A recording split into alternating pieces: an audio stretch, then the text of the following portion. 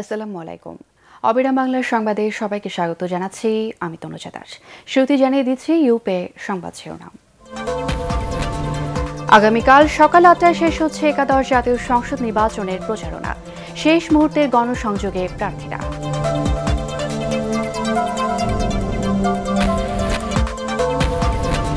টানা ৪ দিন বন্ধ থাকবে দেশের ব্যাংকিং খাত। চলতি বছরের শেষ লেনদেন আজ।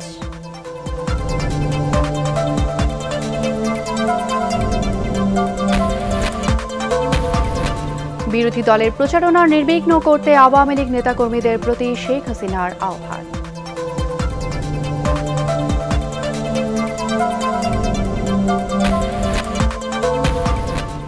আইনের শাসন প্রতিষ্ঠার লক্ষ্য নিয়ে সংগ্রাম করছে জাতীয় ঐক্যফ্রন্ট।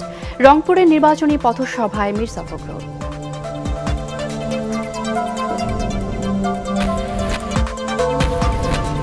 এবং শীত উপেক্ষা করে যশোরের ৬টি আসনে জমজমাট প্রচারণা। প্রার্থীরা ভোট চাইতে ছুটছেন ভোটারদের দ্বারে দ্বারে।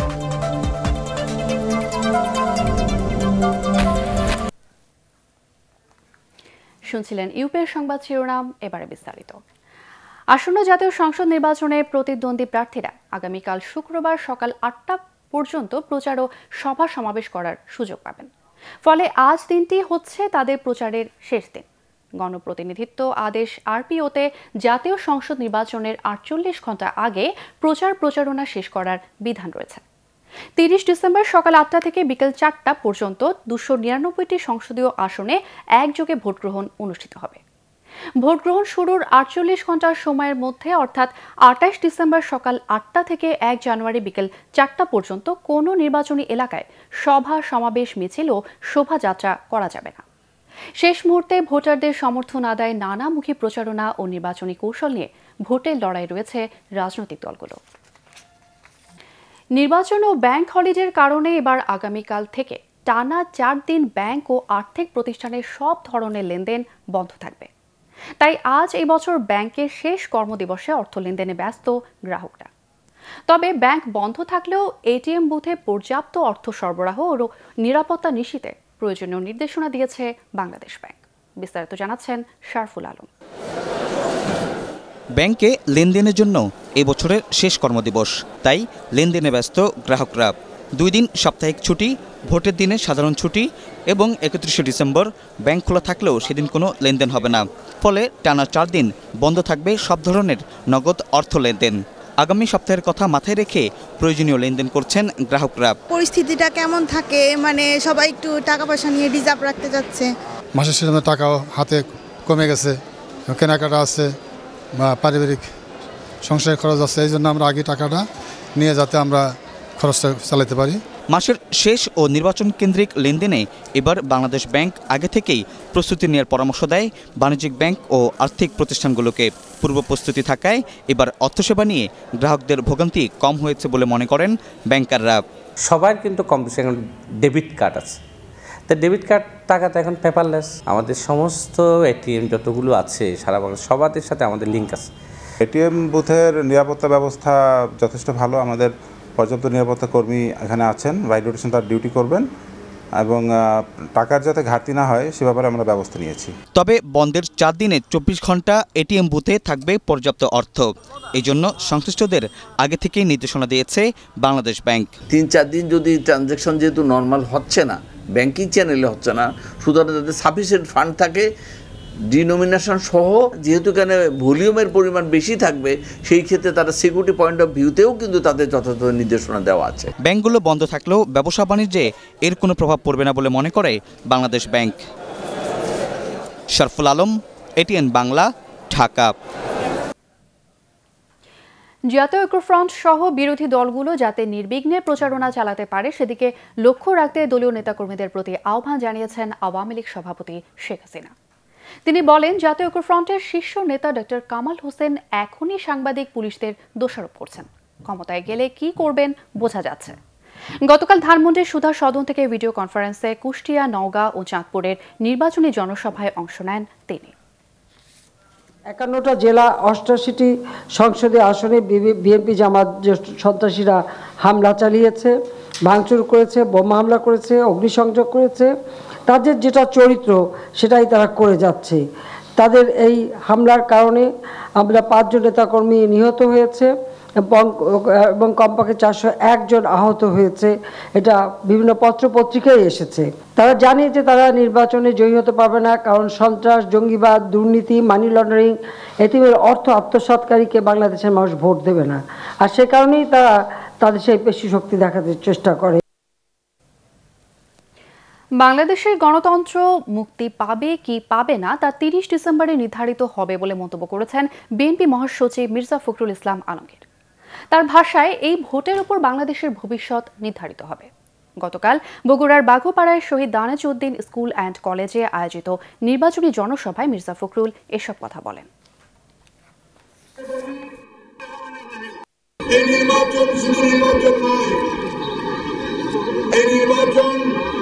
বাংলাদেশের ভবিষ্যৎ নির্ধারণ করবে। এই নির্বাচনের মধ্যে দিয়ে সিদ্ধান্ত নিতে হবে যে আমরা কি আমাদের গণতান্ত্রিক ব্যবস্থা ফিরে পাবো কি ফিরে পাবো, একটি দলের শাসনে করতে হবে নাকি বহু দলের বহু মানুষের শাসনে দেশে করতে হবে। এবারে বার্জার পেইন্টস ভোটের হাওয়া।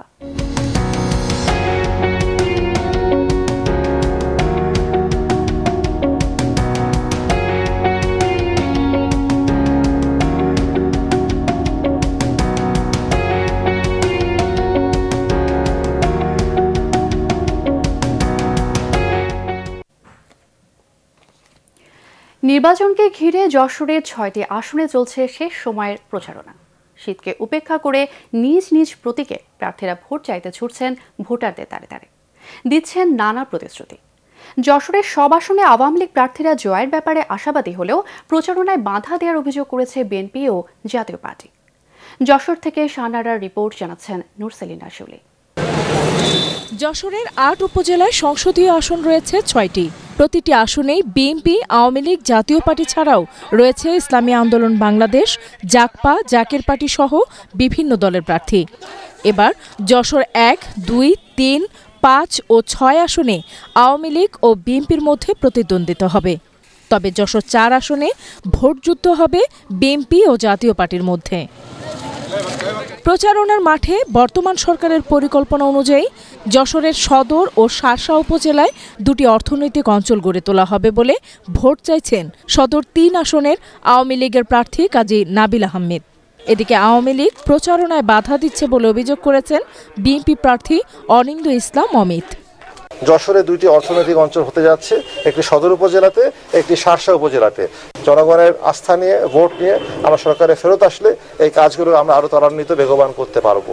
দ্বিতীয় দিন রাত থেকে শুরু করে আজ অবধি আমাদের প্রতিটি জায়গায় আমাদের টাঙানো পোস্টার ছিঁড়ে আগুন জ্বালিয়ে দেওয়া হচ্ছে।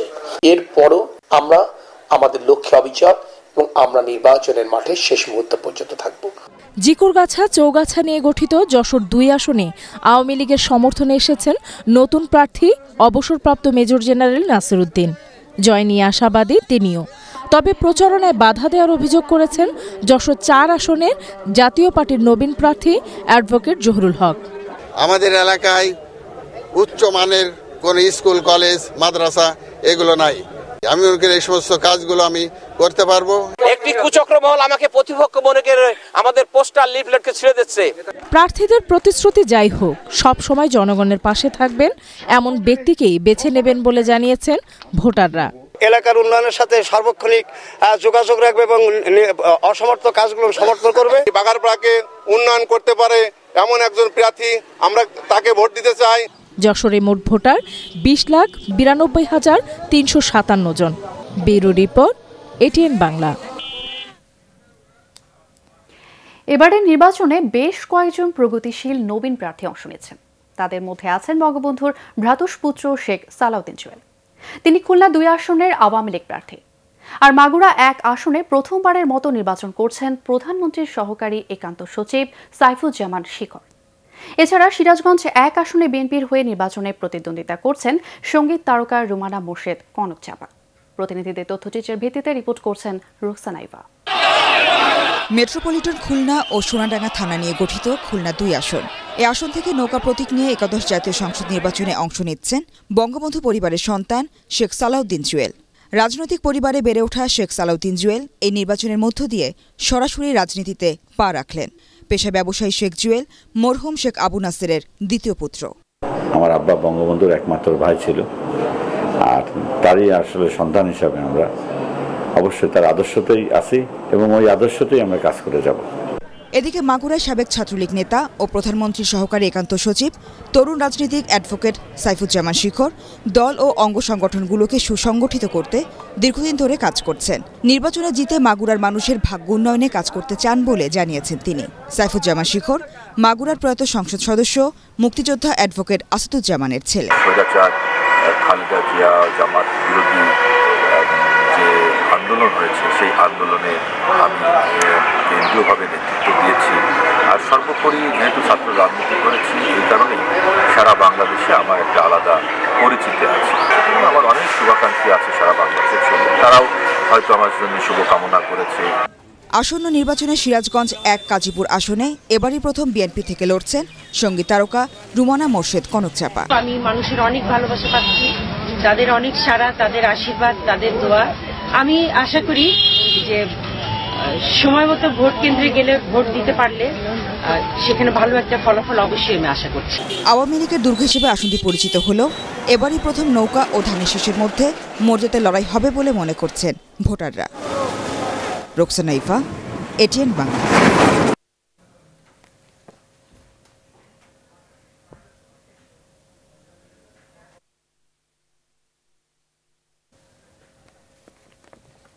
শেষ মুহূর্তে জমে উঠেছে জামালপুর ও পটুয়াখালীর বিভিন্ন আসনের নির্বাচন। আওয়ামী লীগ ও জাতীয় পার্টির প্রার্থীরা ভালোভাবে নির্বাচনী প্রচারণা চালালেও গ্রেফতার আতঙ্কে প্রচারণা চালাতে হচ্ছে বলে জানিয়েছেন বিএনপির কর্মী সমর্থকরা। জামালপুর প্রতিনিধি লুৎফর রহমান ও পটুয়াখালী থেকে জাহিদ রিপনের রিপোর্ট জানাচ্ছেন মামুনুর রশিদ।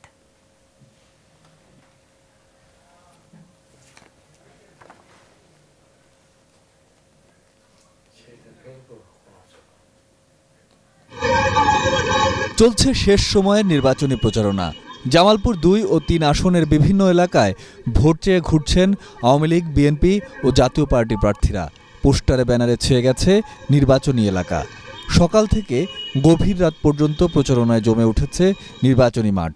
চলমান উন্নয়নকে এগিয়ে নিতে নানা প্রতিশ্রুতি দিচ্ছেন আওয়ামী লীগের প্রার্থীরা। জামালপুরের মানুষ আজকে ঐক্যবদ্ধ। 15 বছরে এই সন্ত্রাসীদের ওই পেট্রোল বোমাতে তারা এই ভোট কেন্দ্রে আসতে দিবে না। তারা তাদের এমন দৃষ্টি আপনার রাখবে, তাদের বাড়িতে তারা ভুল যাতায়াত করে, তারা কে কে আসে, কোথায় যায়, কি করে, এবং বাড়িতে কোনো বোমা নেই কিনা সেদিকে আপনারা একটু লক্ষ্য রাখবেন।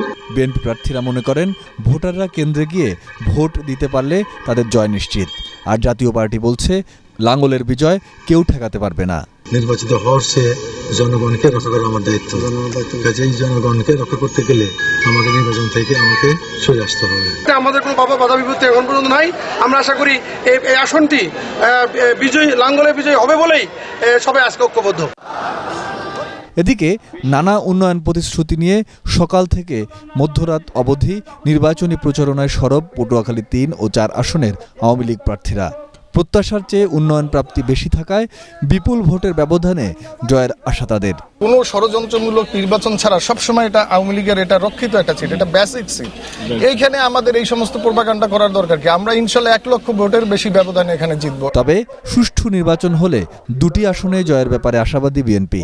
সমান্তরাল নির্বাচনী মাঠ না থাকার পাশাপাশি প্রচারণায় বাধার অভিযোগ রয়েছে তাদের।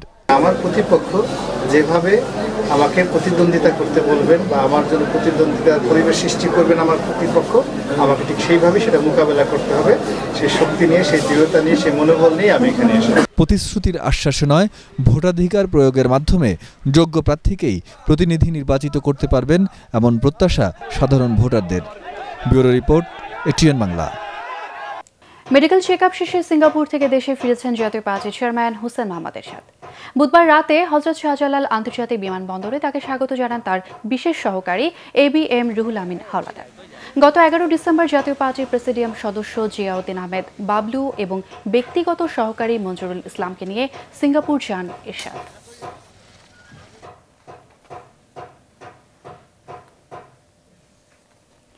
স্যাটেলাইট টেলিভিশন চ্যানেলের মালিকদের একসাথে কাজ করার আহ্বান জানিয়েছেন এটিএন বাংলার চেয়ারম্যান ডক্টর মাহফুজুর রহমান। আরটিভির 14 বছরে পদার্পণ উপলক্ষে আয়োজিত অনুষ্ঠানে তিনি বলেন, প্রতিদ্বন্দ্বী নয়, সহযোগী হিসেবে কাজ করতে হবে টেলিভিশনগুলোকে। আরটিভির সাফল্য কামনা করে প্রতিষ্ঠানটির সাথে জড়িত কলা কুশলী সহ সবাইকে অভিনন্দন জানান ডক্টর মাহফুজুর রহমান। পরে কেক কেটে আরটিভি জন্মদিনে অংশ নেন এটিএন বাংলা পরিবারের সদস্যরা।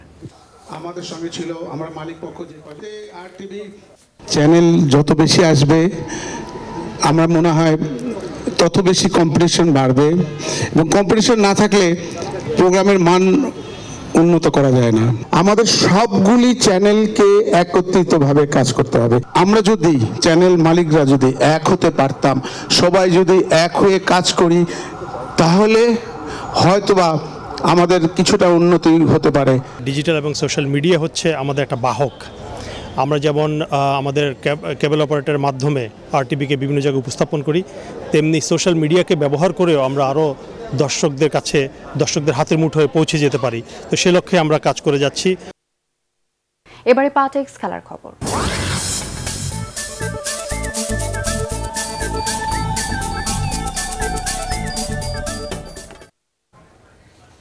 শেখ রাসেল ক্রীড়া চক্রকে 2-1 গোলে হারিয়ে স্বাধীনতা কাপ ফুটবলের শিরোপা জিতেছে নবাগত বসুন্ধরা কিংস।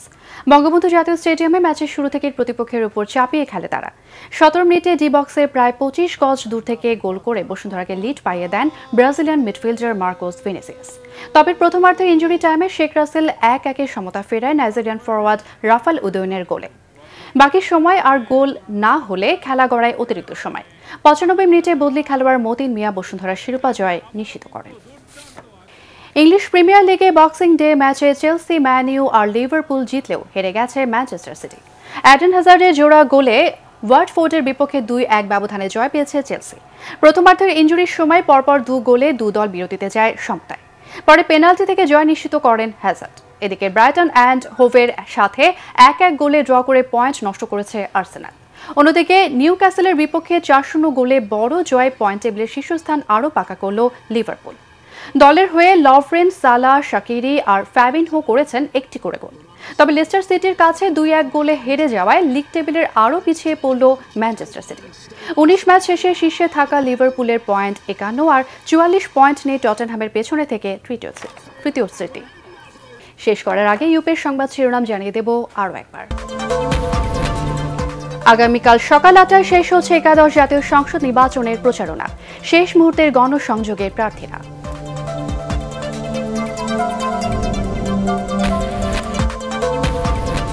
টানা 4 দিন বন্ধ থাকবে দেশের ব্যাংকিং খাত। চলতি বছরের শেষ লেনদেন আজ।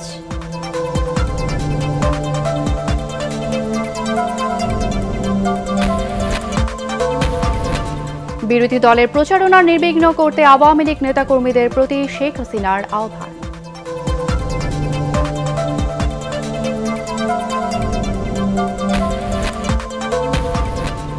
আইনের শাসন প্রতিষ্ঠার লক্ষ্য নিয়ে সংগ্রাম করছে জাতীয় ঐক্যফ্রন্ট। রংপুরের নির্বাচনী পথসভায় মির্জা ফখরুল।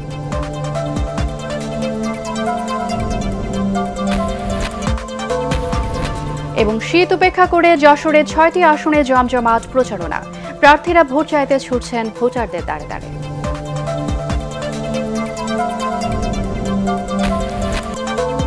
আর এই ছিল এখনকার সংবাদ।